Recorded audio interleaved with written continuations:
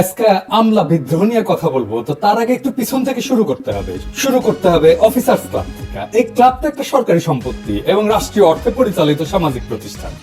এটা বহু বছর ধরে একটা নির্দিষ্ট গোষ্ঠীর নিয়ন্ত্রণে ছিল, যারা ক্লাবটাকে আওয়ামী লীগের দলীয় আড্ডাখানায় পরিণত করছিল।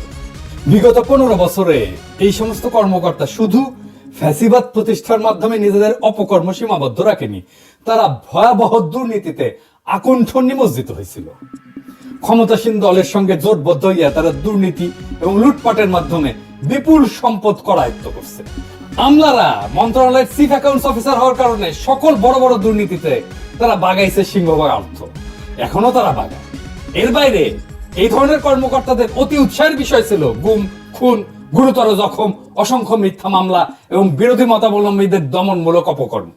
মত প্রকাশের স্বাধীনতাকে হরণ করার ক্ষেত্রে তারা ফ্যাসিস্ট চেতনার প্রতীক হয়ে উঠছিল। এই লোকগুলা ক্ষমতাসীন গোষ্ঠীর সক্রিয় অংশ হিসেবে কাজ করছে এবং খুনি হাসিনার ফ্যাসিবাদী নীতির অগ্রগামী সৈনিক ছিল। দুঃখজনকভাবে 5ই আগস্টের ছাত্র জনতার রক্তক্ষয়ী বিপ্লবের পরও এই সমস্ত অপরাধীদের চিহ্নিত করে জবাবদিহিতার আওতায় আনা সম্ভব হয়নি এখনো। এইটা অন্তর্বর্তীকালীন সরকারের একটা বড় ব্যর্থতা এবং জাতির জন্য গভীর হতাশার কারণ হয়ে আছে। 5ই আগস্টের পর পদোন্নতি প্রাপ্তেরাই এখন Bangladesh administrative service association BASA এই বাসার নেতৃত্ব দিচ্ছে। অন্যদিকে বিএনপি অনুসারী পদোন্নতি বঞ্চিত অবসরপ্রাপ্তরা অফিসার্স ক্লাবের নেতৃত্ব দখল করছেন। এই দুই প্রতিষ্ঠান এর সদস্যদের নির্বাচিত প্রতিনিধিরা চালাচ্ছেন জবরদখলকারীরা। সবগুলো আসনে জোর কইরা বসে পড়ছেন। ক্লাব নেতৃত্বের অনুগতরাই এই বাসার নেতৃত্বে সমাসীন হয়েছেন। প্রশাসন ক্যাডার অফিসারদের একটা বহুমুখী সমবায় সমিতি আছে। এই সমিতি আর অফিসার্স ক্লাব এখন পরিচালিত হচ্ছে অভিন্ন ব্যক্তিদের নেতৃত্বে। ধানমন্ডিতে অবসর নামে অবসরপ্রাপ্ত কর্মকর্তাদের একটা সংস্থা আছে, তার নেতৃত্ব এখন এই সমস্ত নেতাদের করতলগত। এই দুইটার নেতৃত্বে যারা আছেন তারাও নির্বাচিত না, দখল করছে। এই যে 4টা সংগঠনের কথা বললাম, এই 4টা সংগঠনের পাশাপাশি নাম সর্বস্ব আরো 2টা সংগঠন অফিসার্স ক্লাব থেকে ভুইফন্ডে তারা পরিচালনা করতেছে। বক্তৃতা বিবৃতির মাধ্যমে প্রশাসনকে নিয়মিত ভয়, ভীতি, হুমকি, ধামকি এইটা প্রদর্শনের জন্য ব্যবহৃত এই সর্বস্ব সংগঠন 2টার নাম হইল বৈষম্য বিরোধী কর্মচারী ঐক্য ফোরাম এবং জুলাই আগস্ট গণবিপ্লব কমান্ড কাউন্সিল। ওর বাবা, ডরাইছি। বাস্তবে এই জাতীয় সংগঠনের কোনো অস্তিত্বই নাই। এর চেয়ে বড় জঘন্যতম প্রতারণা এবং জালিয়াতির ঘটনা আর কি হইতে পারে? অথচ প্রতিনিয়তই এই কাজটা করে যাচ্ছে অফিসার ক্লাব দখলকারী এই গং। আর এমনটাই হচ্ছে আজ বাংলাদেশের প্রশাসন ক্যাডারের সর্বোচ্চ পদে পৌঁছানো কিছু অফিসারের প্রকৃত মান এবং আসল চেহারা। 5ই আগস্ট ফ্যাসিবাদী শাসনের অবসানের পর ক্লাবের পরিবেশ উন্নত হবে এবং হারানো ঐতিহ্য ফিরে আসবে বলে আশা করা হয়েছিল, কিন্তু দুর্ভাগ্যজনকভাবে এক গোষ্ঠী থেকে আরেক গোষ্ঠীর দখলে ক্লাবের নেতৃত্ব হস্তান্তরিত হইয়া সেখানে দুর্নীতির নতুন অধ্যায়ের সূচনা হয়েছে। বর্তমানে ABM আব্দুল সাত্তারের নেতৃত্বে ক্লাবটা অনিয়ম এবং বেআইনি কর্মকাণ্ডের কেন্দ্রে পরিণত হয়েছে। জনাব সাত্তার 82 ব্যাচের প্রশাসনিক কর্মকর্তা, যিনি বিএনপি চেয়ারপারসন বেগম খালেদা জিয়ার একান্ত সচিব ছিলেন। সরকারি দায়িত্ব পালনকালে দুর্নীতির অভিযোগের কারণে বিতর্কিত ব্যক্তি।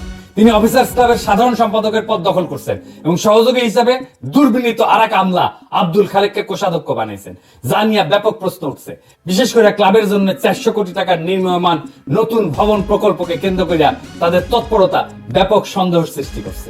অফিসার্স ক্লাবের গঠনতন্ত্র অনুযায়ী এর সাধারণ সম্পাদক ক্লাবের প্রধান নির্বাহী এবং সভাপতি হন মন্ত্রী পরিষদ সচিব।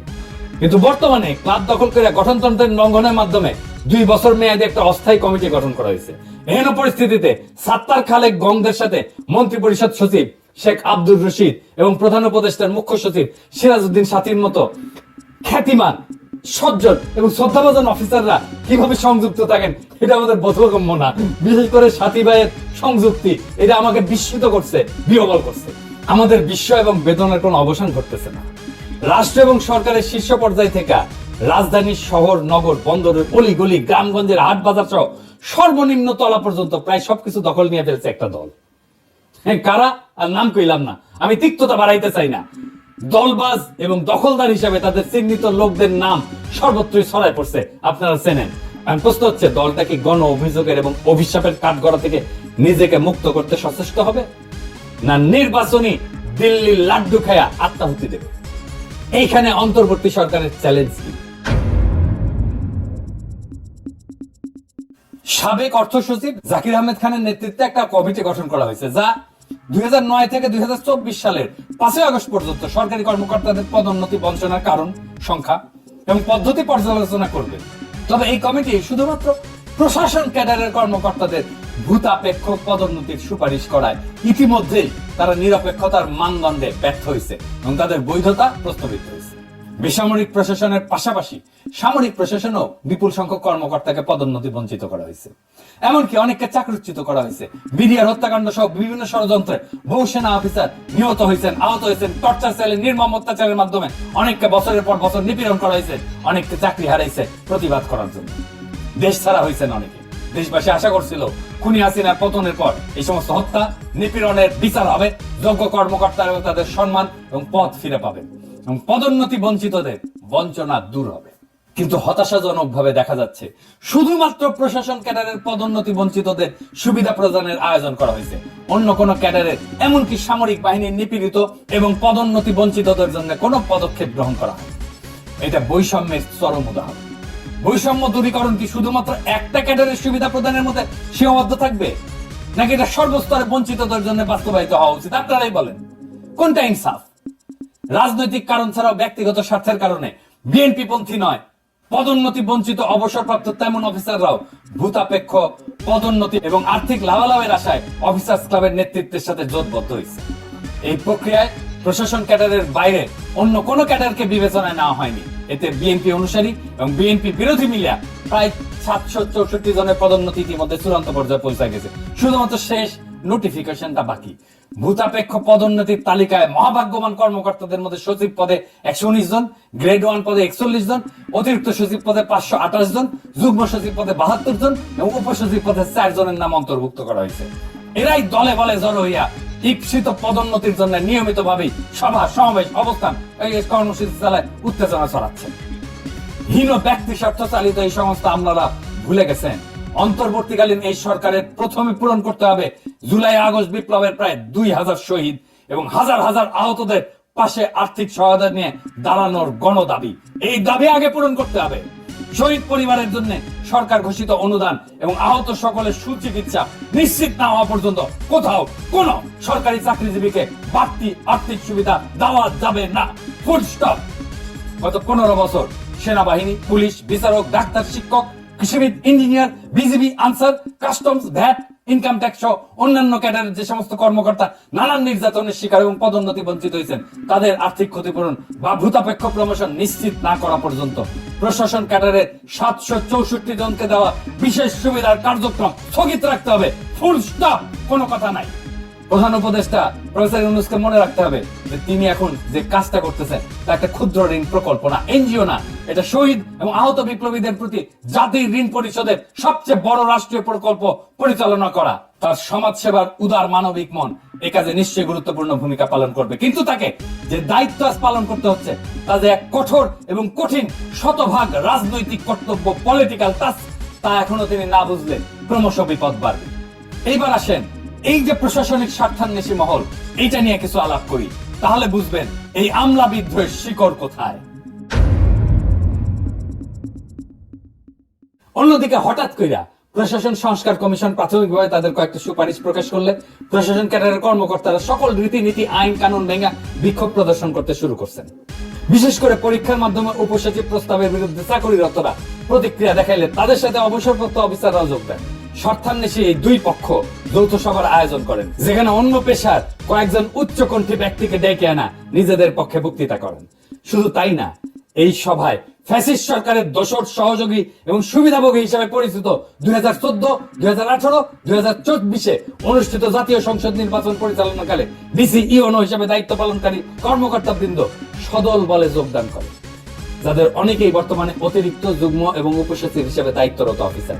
সংবিধান, গণতন্ত্র, মৌলিক অধিকার লঙ্ঘনকারী এই সমস্ত ক্রিমিনাল কর্মকর্তারা আন্দোলনের এক ডামাডোল সৃষ্টি করে তাদের ঘৃণিত অতীত পরিচয় মুছে ফেলার সুযোগকে কাজে লাগাইতে কৌশলে সবার সাথে একাকার হয়ে যাওয়ার অপকর্মে সক্রিয়ভাবে অংশ নিতেছে। বাংলাদেশের মানুষের স্মৃতি থেকে কখনো কি এই সকল অপরাধের কাহিনী মুছে যাবে? এটা কখনোই সম্ভব না। এই ক্যাডারেরা, এই সচিবালয়ের এই কর্মকর্তারা কি বিবৃতি দিছিল দেখেন আন্দোলনের সময়। আমরা এটা ভুলি নাই। ক্ষতিগ্রস্ত রাজনৈতিক পক্ষ 2008 সালের নির্বাচনকে বাংলাদেশের সেই সময় সেনাপ্রধান মঈনুল আহমেদের পরিচালনায় ভারত সরকারের তৎকালীন বিদেশমন্ত্রী প্রণব মুখার্জির ইন্ধনে অনুষ্ঠিত একটা পাতানো নির্বাচন হিসেবে বিবেচনা করেন, যার উদ্দেশ্য ছিল খুনি হাসিনাকে ক্ষমতায় আনা। তবে তত্ত্বাবধায়ক সরকার ব্যবস্থা বিলুপ্তি পরবর্তী পর্বের নির্বাচনের ধারা ছিল বাংলাদেশের রাজনৈতিক ইতিহাসের সবচেয়ে অগ্রহণযোগ্য, ঘৃণিত এবং কলঙ্কিত অধ্যায়। 2014 সালে অনুষ্ঠিত একতরফা বিনা ভোটের নির্বাচনটা, যেখানে 153 জন এমপি বিনা প্রতিদ্বন্দ্বিতায় জয়ী হন, তা দেশবাসীর মধ্যে ব্যাপক ক্ষোভ এবং নিন্দার সৃষ্টি করছিল। এরপর 2018 সালের নিশিরাতের নির্বাচন ছিল এক কালিমালিপ্ত অধ্যায়। সেখানে ডিসি, এসপি, ইউনো এবং ওসিদের নেতৃত্বে রাতের আধারে ব্যালট পেপার নৌকা সিল মেরা ব্যালট বাক্স ভর্তি করা হয়েছিল। এছাড়া সর্বশেষ 2024 সালের দামি নির্বাচনও এক মহা কেলেঙ্কারি হিসেবে লেখা থাকবে, যা ভোটের মাধ্যমে জনগণের স্বাধীন ইচ্ছা এবং পছন্দ অনুযায়ী সরকার গঠনের সকল ধারণাকে ধূলিসাৎ করে দিয়েছিল। এসব নির্বাচন শুধুমাত্র গণতন্ত্রের অবমাননা না, দেশের ঐক্য, রাজনৈতিক স্থিতিশীলতা এবং বিশ্বাসযোগ্যতার জন্য এক বড় ধরনের বিপদ হয়ে দাঁড়াইছে। 2014, 2018 এবং 2024 জাতীয় সংসদ নির্বাচন এবং ফ্যাসিবাদী শাসন আমলে পরিচালিত স্থানীয় নির্বাচনে দায়িত্ব পালনকারী জেলা প্রশাসক, এসপি, ইউনো, ওসিদের চিহ্নিত করে তাদের জবাবদিহিতার আওতায় আনা প্রয়োজন।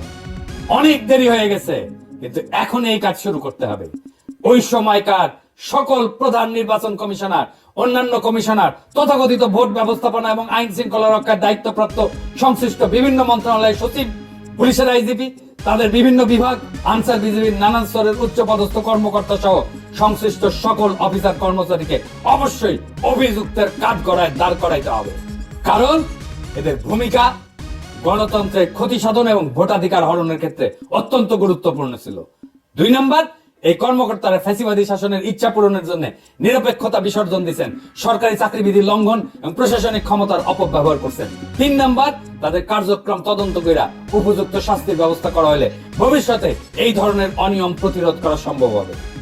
এইবার আসেন এই অসৎ আমলাতন্ত্রের সাথে রাজনৈতিক মৈত্রী কিভাবে হয়েছে বিরোধী দলের যারা ফ্যাসিবাদ বিরোধী লড়াই করছে, সেইটা একটু দেখে নিই। ফ্যাসিবাদের অনুসারীদের সাথে বিএনপি পন্থী অফিসারদের একটা অশুভ মৈত্রী হয়েছে। এই মৈত্রীর বিষয়টা দলের হাইকমান্ডের নজরে পড়লেও তারা এই নিয়ে কোনো পদক্ষেপ গ্রহণ না করে নীরবতা অবলম্বন করতেছে। অন্তর্বর্তীকালীন সরকার চাপে পড়ায় দলটার নেতারা আমোদিত হচ্ছেন। সরকারকে কোণঠাসা কইরা দলটা জনপ্রশাসনের উপর তাদের আধিপত্য বিস্তারের চেষ্টা করতেছে, যা আগাম নির্বাচন এবং ভবিষ্যতের ভোট যুদ্ধে ছলে বলে কৌশলে ব্যালট বাক্সে নিজেদের ভোট বাড়ানোর জন্য সহায়ক হবে বলে তারা চিন্তা করতেছে।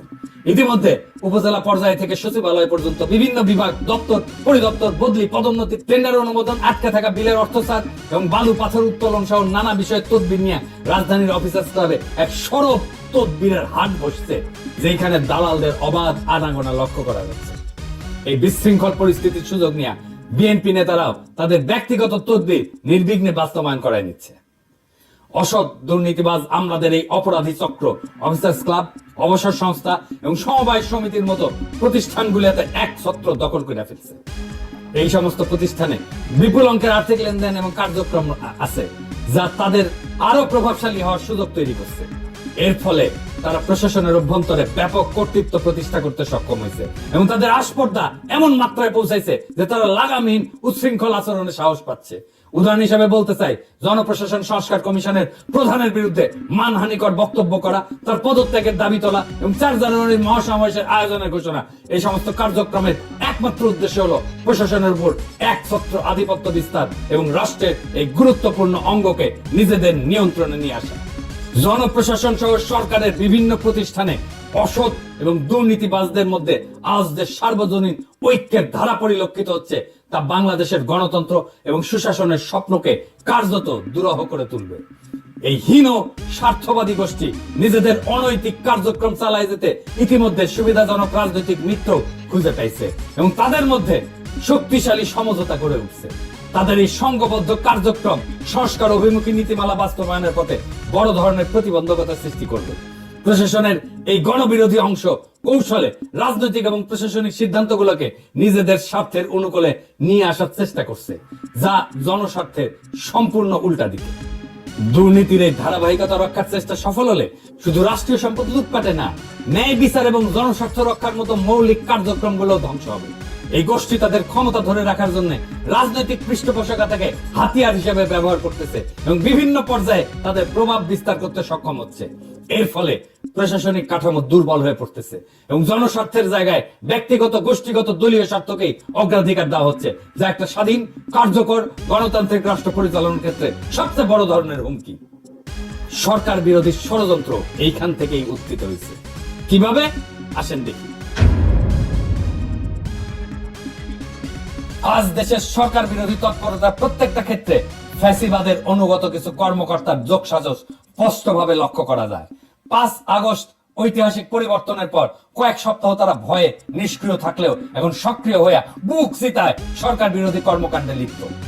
2014 সালের বিতর্কিত নির্বাচনের সময় দায়িত্ব পালনকারী জেলা প্রশাসকেরা আজ সরকারের অতিরিক্ত সচিব, 2018 সালের ডিসিরা আজ যুগ্ম সচিব, 2024 সালের ডিসিরা উপসচিব পদে রয়েছেন। অতীতে খুনি হাসিনার আশীর্বাদে গুরুত্বপূর্ণ পদে আসীন হওয়া এই কর্মকর্তাদের এখন একমাত্র লক্ষ্য হলো সরকারকে ব্যর্থ প্রমাণ করে দেশে নৈরাজ্যকর পরিস্থিতি সৃষ্টি করা। দেখেন, যারা হাসিনার গুণগান করতে করতে কাইট হয়ে পড়তো, তারাই আজ এই আমলা বিদ্রোহের নেতা। আজকে প্রশাসন ক্যাডারের হৃদয়ের যে রক্তক্ষরণ, প্রশাসন ক্যাডার যে বৈষম্যের শিকার হওয়ার সম্ভাবনা, সেই সম্ভাবনাকে আপনাদের সামনে তুলে ধরার জন্য আমি হাজির হয়েছি। সম্মানিত সুধী, অনেকে বলে থাকে আমাদের এই সাহস থেকে আসে। আমাদের সাহসের পেছনে কোনো সংখ্যা নেই, আমাদের সাহসের পেছনে কোনো ষড়যন্ত্র নেই। আমাদের সাহসটা বুঝতে হলে এই ডিসকোর্সের গভীরে আসলে ঢুকতে হবে, সিলসিলাটা জানতে হবে জনকল্যাণ কি, রাষ্ট্র কল্যাণ কি এবং প্রশাসন ক্যাডারের সাথে তার সম্পর্ক। আমি আজকে প্রশাসন ক্যাডারের মতামতটা একটু জানাতে চাই আপনাদের কাছে বিনীতভাবে। আমি শুরু করব জনপ্রশাসন সংস্কার কমিশন যেটি গঠিত হলো, যেটি একটি প্রশাসন গঠন করবে। আমরা জানি যে এই প্রশাসন 1920-এ আসছিল বা 1910-এ 15-তে যখন আধুনিক রাষ্ট্রের জন্ম, যখন বলা হলো যে আধুনিক রাষ্ট্রকে পরিচালনা করতে হলে মেধাভিত্তিক নিরপেক্ষ আইন কানুন মেনে চলে এরকম একটা গ্রুপ অফ সিভিল সার্ভিস দরকার। আমার স্বপ্ন ছুঁয়ে দিতে এই ফেলোশিপ এবং আপনি এক চিরস্থায়ী অনুপ্রেরণা হয়ে থাকবেন। মাননীয় প্রধানমন্ত্রী, এক এক দেশের উন্নয়নের এক এক মডেল। 1,47,000 বর্গ কিলোমিটারে প্রায় 17 কোটি মুখ, এত বিপুল সংখ্যক মানুষের খাদ্য, বস্ত্র, বাসস্থান, চিকিৎসা ও শিক্ষা নিশ্চিত করে উন্নত জীবনের স্বপ্ন দেখানোর যে অর্থনীতি, সেটি কোনো সহজ উন্নয়ন অর্থনীতি নয়। সেখানে তত্ত্বকে সাহস দিয়ে মোকাবেলা করতে হয়, যেটি আপনি করেছেন। অর্থনীতির এই মডেলকেই অনেকে শেখ হাসিনা মডেল বলেন এবং আমরা এই মডেলে 2041-এ যেতে চাই। আপনার সুস্বাস্থ্য ও দীর্ঘায়ু কামনায় শেষ করছি। সকলকে ধন্যবাদ। জয় বাংলা, জয় বঙ্গবন্ধু। দেখেছেন কারা?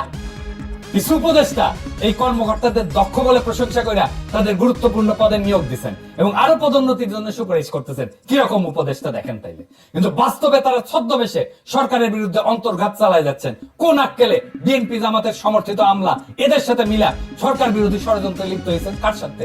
কাকে সুবিধা দিতে? আপনারা ওই মতলববাজ আমলাদের চিনেন না? আপনাদের দলের ফেসবুক বিপ্লবীরা একদিকে আমাকে বলে নৈরাজ্যবাদী, কিন্তু আপনারা এখন কি করতেছেন? কোন সুরাজ্য করতেছেন? এই আমলা বিদ্রোহের আগুনে ঘি ঢাইলা কার স্বার্থ রক্ষা করতেছেন? এই প্রশ্ন জনতার কাছে আপনাদেরকে দিতে হবে। এই গোষ্ঠী কৌশলে সরকারের অভ্যন্তরে বিভ্রান্তি এবং অস্থিতিশীলতা সৃষ্টি করতেছে। মতলববাজ এমন কর্মকর্তাদের চিহ্নিত কইরা দ্রুত এদের প্রতিরোধের পদক্ষেপ গ্রহণ করা জরুরি। একই সঙ্গে সরকারের গুরুত্বপূর্ণ পদে নিয়োগের ক্ষেত্রে সতর্কতা অবলম্বন এবং প্রাসঙ্গিক যোগ্যতা যাচাই করা আবশ্যক। সরকার যদি এখনই এই কর্মকর্তাদের চিহ্নিত করে তাদের কার্যক্রমের জন্য জবাবদিহিতার আওতায় না আনে, তবে ফলাফল হবে অত্যন্ত মারাত্মক। এদের অপতৎপরতা শুধু সরকারের স্থিতিশীলতাকে হুমকির মুখে ফেলবে না, বরং দেশের গণতন্ত্রায়ন এবং সার্বিক উন্নয়নকে ব্যাহত করবে। এই কথা ভুলে গেলে চলবে না যে খুনি হাসিনার শাসনামলে সচিব এবং অতিরিক্ত সচিব পদে যারা পদোন্নতি পাইছিলেন, তাদের একজনকেও এই চাকরিতে রাখা যাবে। এইটা ছাড়া আমলাদের আপনি ঠান্ডা করতে পারবেন না। এদের জিহ্বা এত বড় হয়েছে যে এদের আকাঙ্ক্ষা লোভ এমন আকাশ ছুঁইছে, হাসিনার শাসনের লাগাম ছাড়া দুর্নীতির লাইসেন্স না পাওয়া পর্যন্ত এরা থামবে না। এদের পিছে দুদক লাগাই দেন, ঠান্ডা হয়ে যাবে। এই জন্যই দুদকের চেয়ারম্যান হিসেবে এমন কাউকে চাইছিলাম যে আমলা না। এখন বুঝছেন তো প্রফেসর ইউনূসের সরকার এমন এমন জায়গায় গ্যাঞ্জাম লাগাই রাখে যেটা পরে তাদেরকে বিপদে ফেলে। আরে আপাত মস্ত কড়াক একটা বুড়ো প্রেসিডেন্ট লাফড়ানি দেওয়া মাঠকে ভালো হয়ে যায়। আমলা ভাইরা কাম কাজে মন, এই দিন দিন না করলে আরো দিন আছে। রাজনৈতিক দলগুলো আপনাদের